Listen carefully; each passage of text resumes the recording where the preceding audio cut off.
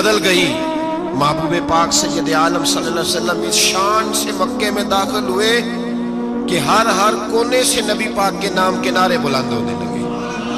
ابھی 10 سال پہلے نبی پاک روتے ہوئے مکے سے نکلے تھے، 10 سال قبل روتے ہوئے گئے تھے، اور 2 غلام حضور کے ساتھ تھے۔ آج اسی مکے میں حضور آئے ہیں تو لگتا ہے پہاڑ اور پتھر بھی میرے رسول کے نعرے لگا رہے ہیں۔ تو ایک عروج ہو گیا، حالات ایک نیا رخ اختیار کر گئے، اور مکہ مکرمہ کے اندر اللہ تبارک اب تو احاطہ بڑا ہو گیا ہے، مطاف بہت بڑا ہو گیا ہے، حرم شریف کی مسجد کو وسعت دے دی گئی ہے، لاکھوں لوگ آ سکتے ہیں۔ اس وقت جب 10,000 لوگ آئے نا تو سیرت نگار کہتے ہیں یوں لگا جیسے درختوں پہ بھی لوگ چڑھے ہوئے، پہاڑوں پہ بھی لوگ، اتنا مجمع تھا، کہاں 2-3 لوگ اور کہاں ہزاروں کا اجتماع۔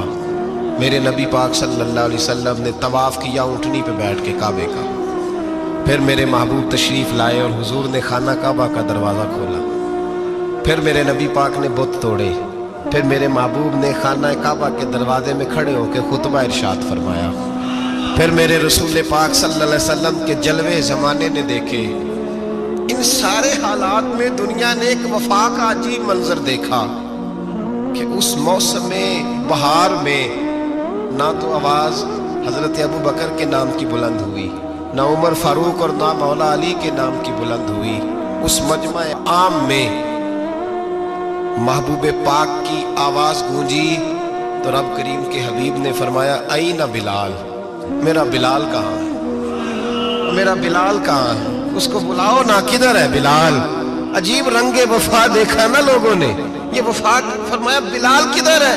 حضرت بلال ہاتھ باندھے سب سے پیچھے، وہ شہرت سے بچنے والا پیچھے پیچھے رہتا ہے، جی چاہتا ہے ساری غزلیں اس ظالم کے نام کروں۔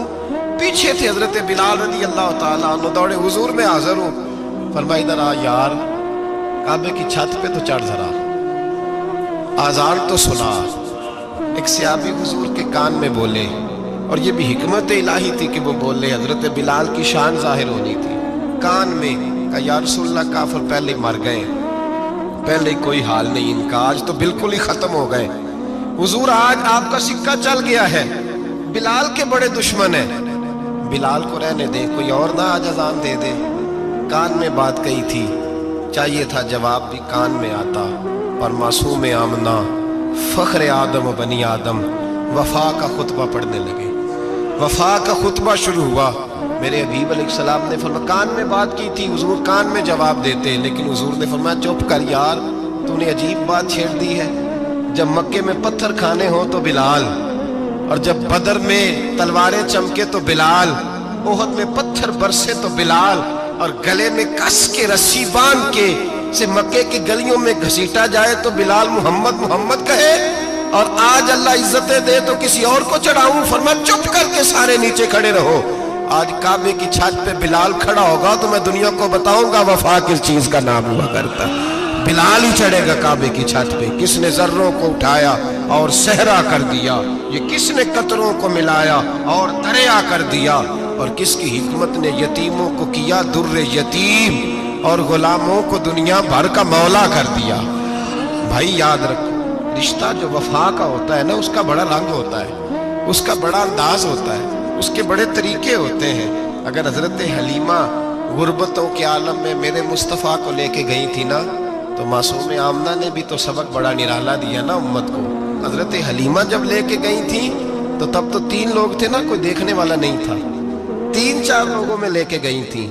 حلیمہ کہتی ہے جب میں نے رنگ دیکھا تو میں نے نرالا دیکھا ہے، مسجد بھری ہوئی تھی غلاموں سے، اور کریم رسول منبر پہ بیٹھے تھے، سادی سی بی بی جس کے لیے کبھی کوئی اٹھ کے کھڑا نہیں ہوا تھا، کوئی بھی، لباس بھی پرانا اور میلا تھا، کہتی ہیں جب میں نے مسجد میں قدم رکھا تو وہ والے نعرے لگے جو فرشتوں نے بھی دروازے کھول کھول کے دیکھے کہ کسی کے نعرے لگ رہے ہیں۔ اور جناب حلیمہ کہتی ہیں کسی نے ایسا کبھی استقبال نہ دیکھا ہوگا، حضور اٹھے گویا اللہ کی ساری رحمتیں اٹھ کے کھڑی ہو گئی، اور پھر مصطفیٰ کریم نے بچھائی جب چادر، اور حضرت حلیمہ سعدیہ رضی اللہ تعالیٰ عنہ بیٹھی، اور حضور التحیات کی حالت میں سامنے بیٹھو تو لوگوں کو پتہ چلا جو وفا کا رشتہ ہوتا ہے اس کا رنگ ذرا نرالا ہوا کرتا ہے، اس کا انداز ذرا انوکھا ہوا کرتا ہے۔ بھائی رشتہ وفا کا، رشتہ خلوص کا۔ لالچ کا رشتہ اگر آپ نے کمپنی والے کی اس لیے دعوت کی ہے نا کہ وہ آپ کو مال صحیح دے گا، تو بھائی وہ بھی اس لیے آیا ہے کہ آپ اس کا مال زیادہ بیچیں گے۔ اگر آپ کسی رشتہ دار کے ساتھ اس لیے تعلق رکھتے ہیں نا کہ اس کے پاس پیسے زیادہ ہیں، تو وہ بھی اس لیے آپ کے ساتھ تعلق زیادہ رکھے گا کہ کبھی کبھی چلو گاڑی چلا لے گا، کبھی کبھی میرے کسی کام آ جائے گا۔ یہاں خلوص دیکھو، یہاں اگر آپ کے ہاں خلوص ہے تو پھر سامنے بھی آپ کو بڑا خلوص ملے گا۔ دنیا میں وفا ختم نہیں ہوئی، پر ہم نے وفا کا رشتہ ہی نہیں بنایا، ہم نے تعلق ہی نہیں بنایا، وفا کا تعلق ہی نہیں بنایا۔ میرے شیخ سے کسی نے پوچھا تو حضور آپ ہاتھوں میں ہاتھ لے کے بیعت کرتے ہیں؟ تو آپ فرمانے لگے وہ تو ادا ہے نا، وہ سنت ہے، لیے تو ہاتھوں میں ہاتھ ہی ہوتے ہیں، لیکن فرمایا جب کسی کو سامنے بٹھاتے ہیں تو اصل بات یہ ہوتی ہے کہ ہم دلوں میں دل لے کے بیعت کر رہے ہیں، ہم دلوں کو دلوں سے باندھ رہے ہیں، اور یہ وہ رشتہ ہے جو قبر کی دیوار کے اندر جا کے بھی دوبارہ کھلتا نہیں، یہ قائم ہی رہتا ہے۔ رشتے وفا کے پیدا کریں، خلوص کے پیدا کریں، للہیت کے پیدا کریں۔ میرے نبی پاک سید عالم صلی اللہ تعالی علیہ وسلم نے اس وفا کو آگے پھیلایا ہے۔ زندگی میں کبھی بھی کسی شخص کے ساتھ بھی تعلق لالچ کا نہ بنائیں، ورنہ آپ ٹوٹ کے بکھر جائیں گے۔ سامنے والے کا کچھ نہیں بگڑے گا، آپ ٹوٹ کے بکھریں گے، اور رزلٹ کی امید کبھی نہ رکھیں۔ وفا ہوتی دو طرفہ ہے پر کرنی یک طرفہ چاہیے، یاد رکھ لیں۔ وفا ہوتی دو طرفہ ہے، کرنی یک طرفہ چاہیے۔ جو کہتا ہے نا سامنے والا کرے گا تو میں کروں گا، وہ بھی کچا ہے، وہ کمزور ہے، وہ ابھی پکا نہیں ہوا۔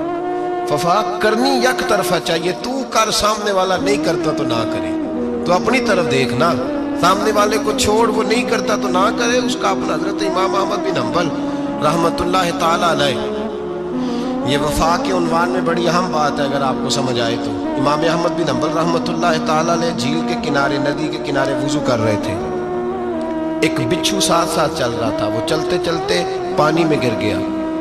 امام احمد بن حنبل نے ہاتھ رکھا، بچھو کو باہر نکالا، جب باہر نکالا تو اس نے ڈانگ مارا۔ جس کی طبیعت میں ڈانگ ہوگا تو وہ ڈانگ ہی مارے گا، میرے پاس ہے ہی اور کوئی نہیں تو وہ کرے کیا، وہ مجبور ہے۔ اس نے ڈانگ مارا، امام صاحب نے باہر رکھا، بھیگا ہوا بچھو آپ نے دیکھا ہو جب ندی کنارے چلتا ہے تو پھر گر جاتا ہے، وہ پھر گرا تو امام صاحب نے پھر نکالا، نکال کے باہر رکھا تو اس نے پھر ڈانگ مارا، پھر ساتھ ساتھ چلتے چلتے وہ گر گیا۔ کئی دفعہ ایسے ہوا، کئی دفعہ امام صاحب نے نکالا۔ ایک شخص قریب کھڑا دیکھ رہا تھا، کہنے لگا حضور بس کریں، آپ نکالتے ہیں وہ ڈانگ مارتا ہے، چھوڑ دیں۔ آپ فرمانے لگے اچھا بھائی بڑا تو عجیب مشورہ دے رہا ہے، وہ اپنی بری عادت پہ ڈٹ گیا ہے تو میں اچھی عادت ہی چھوڑ دوں؟ وہ بری نہیں چھوڑ رہا، ڈٹ گیا ہے، بار بار ڈانگ مارتا ہے تو میں اچھی چھوڑ دوں؟ آپ اپنی طرف دیکھیں گے، ہماری طرف سے کوئی کمی نہیں آنی چاہیے، سامنے والا جانے، اس کا کام جانے۔ وفا کا رشتہ مضبوط رکھیں، دوستی کا تعلق مضبوط۔ میاں صاحب نے کہا چنگی بندی سجدہ کولو 100 واری ہو جاتی، کنی واری؟ پکی گل ہے نا جی، کنی واری؟